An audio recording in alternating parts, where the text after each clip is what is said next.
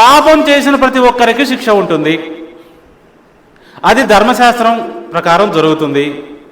కానీ క్రీస్తునందు క్షమాభిక్ష ఆ పాపం చేసిన వారికి ఇస్తే అతను ధర్మశాస్త్రం ప్రకారం విధింపబడిన శిక్ష నుండి విడుదల పొందుతాడు. ఇక్కడ అతను ధర్మశాస్త్రం కింద లేడు, క్రీస్తు యొక్క కృప కిందే ఉన్నాడు. ఇక్కడ ధర్మశాస్త్రం రద్దు కాలేదు, కానీ ధర్మశాస్త్రంలో ఉన్న వేరే వెసులుబాటు ద్వారా అతనికి శిక్ష రద్దు చేయబడింది. అదండి జరిగింది. ఇప్పుడు మనం ధర్మశాస్త్రం కింద లేము, కృప కింద ఉన్నాము అంటే అది కొట్టివేయబడినట్టు కాదు. ఆ నేరస్తుడికి సెక్షన్ 302 కింద ఉరిశిక్ష పడింది. అతను రాష్ట్రపతి క్షమాభిక్ష పెట్టుకున్నాడు, అది అంగీకరించబడింది. ఇప్పుడు 302 సెక్షన్ రద్దు చేయబడినట్ట, ఇంకెవరికి వర్తించదా? అది ఏం మాట్లాడుతున్నారు?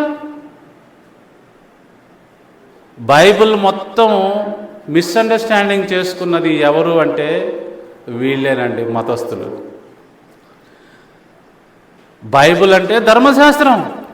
ధర్మశాస్త్రం ప్రకారం మనందరము నేరస్తులుగా తీర్చబడుతున్నాం.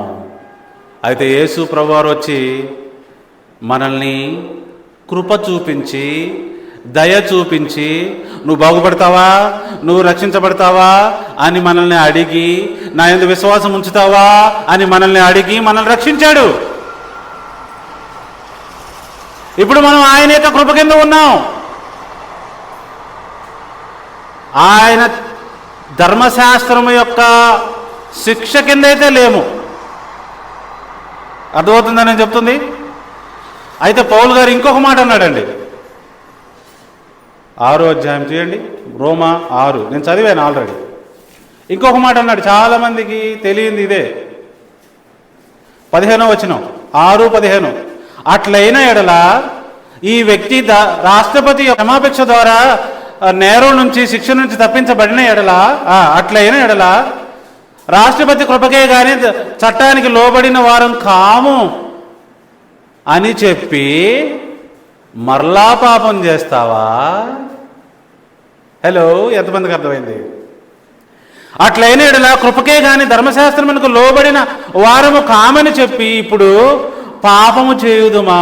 అదెన్నటికీ కూడదు. నన్ను యేసుక్రీస్తు వారు ఫ్రీగా క్షమించారు కాబట్టి మళ్ళీ పాపం చేస్తావా?